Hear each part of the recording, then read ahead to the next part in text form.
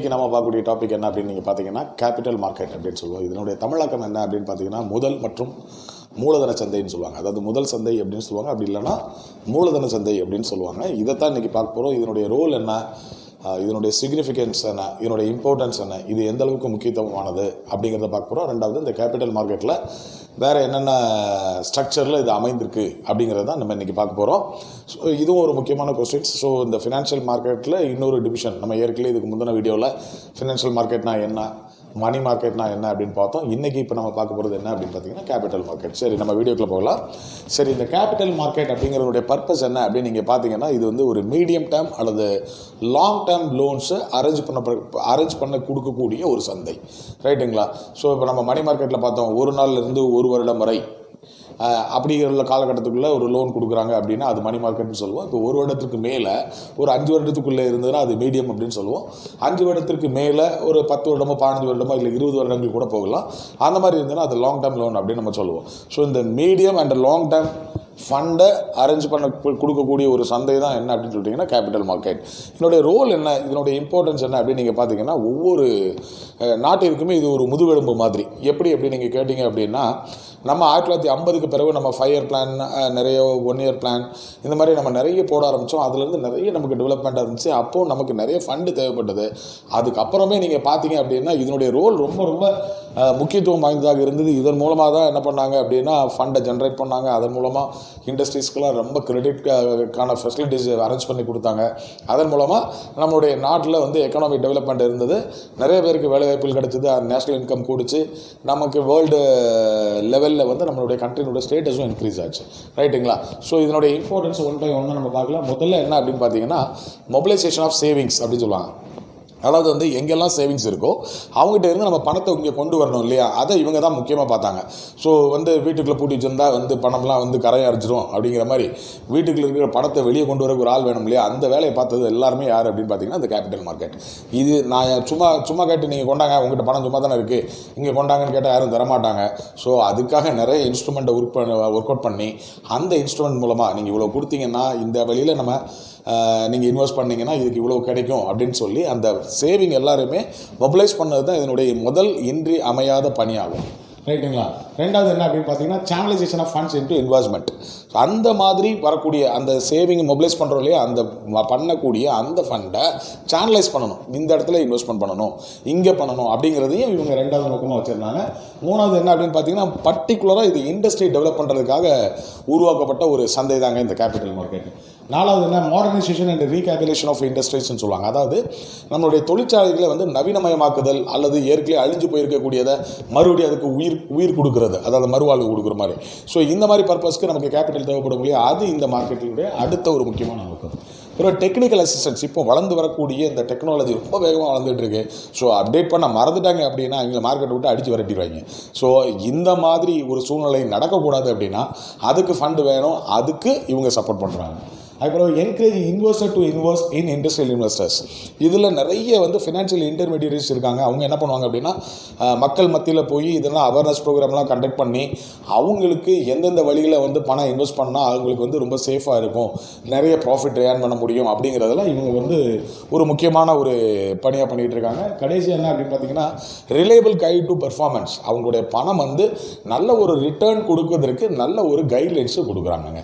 இதுதான் இந்த capital market ஒரு முக்கியமான ரோலாக நம்ம சொல்ல முடியும். அதுக்கப்புறம் கேபிட்டல் மார்க்கெட்டில் என்னென்ன ஸ்ட்ரக்சரில் அது அமைஞ்சிருக்கு அப்படின்னு பார்த்தீங்கன்னா இது பெரும்பாலும் பார்த்தீங்கன்னா ஒரு 4 பிரிவாக பிரிச்சுக்கலாம். மொதல் பிரிவு என்ன அப்படின்னு நீங்கள் பார்த்தீங்கன்னா கவர்மெண்ட் செக்யூரிட்டி மார்க்கெட் அப்படின்னு சொல்லுவாங்க.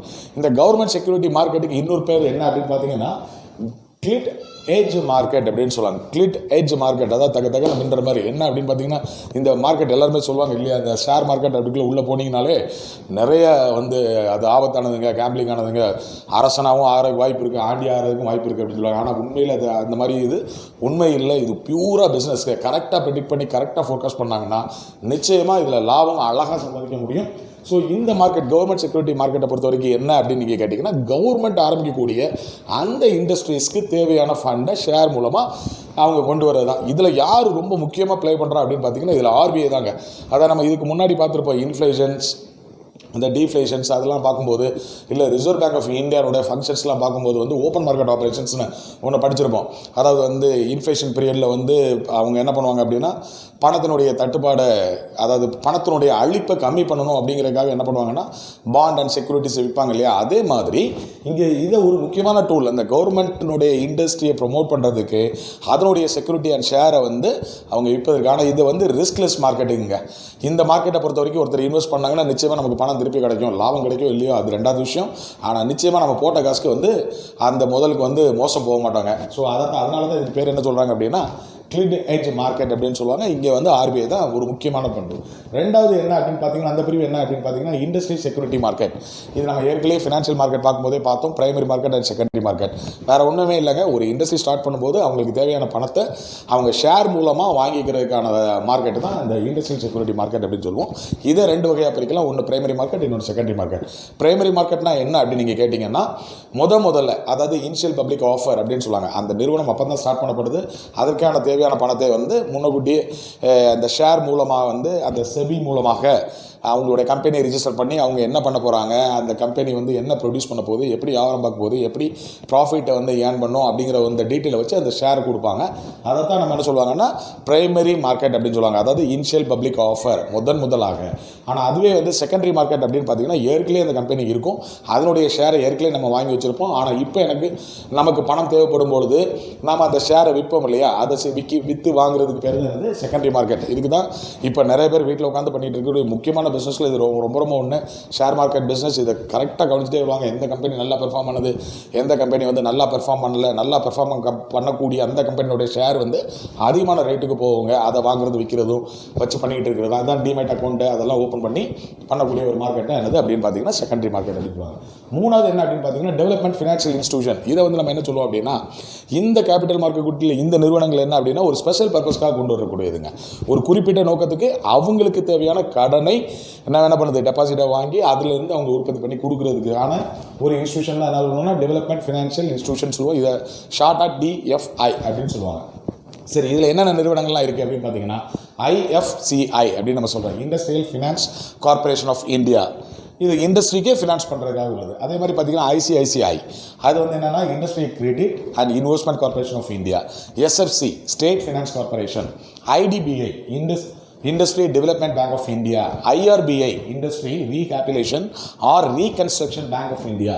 இது UTI அப்படின்னா யுனைடெட் ட்ரஸ்ட் இந்தியா. இவங்க எல்லாருமே வந்து என்ன அப்படின்னு பார்த்தீங்கன்னா இதுதாங்க இவங்களுடைய முதன்மையான பணி. அதாவது ஒவ்வொரு தொழிற்சாலைகளுக்கும் அவங்களுக்கு தேவையான கிரெடிட் ஃபெசிலிட்டியை வந்து ஏற்படுத்தி கொடுக்குறது. அதே நேரத்தில் என்னென்ன ஃபெசிலிட்டி அங்கே இருக்குது, எங்கே பணம் தேவையோ அதற்கு ஏற்ற மாதிரி ஃபண்டை மொபிலைஸ் பண்ணி இவங்களுக்கு ஏற்பாடு பண்ணி கொடுப்பாங்க. ஸோ இவங்க வந்து ஒரு இம்பார்ட்டன்ட் ரோல், அதாவது தொழிற்சாலைகள் பெரிய வருவதற்கு இவங்க ரொம்ப முக்கியமான ஒரு பணியை செய்து வந்து கொண்டிருக்காங்க.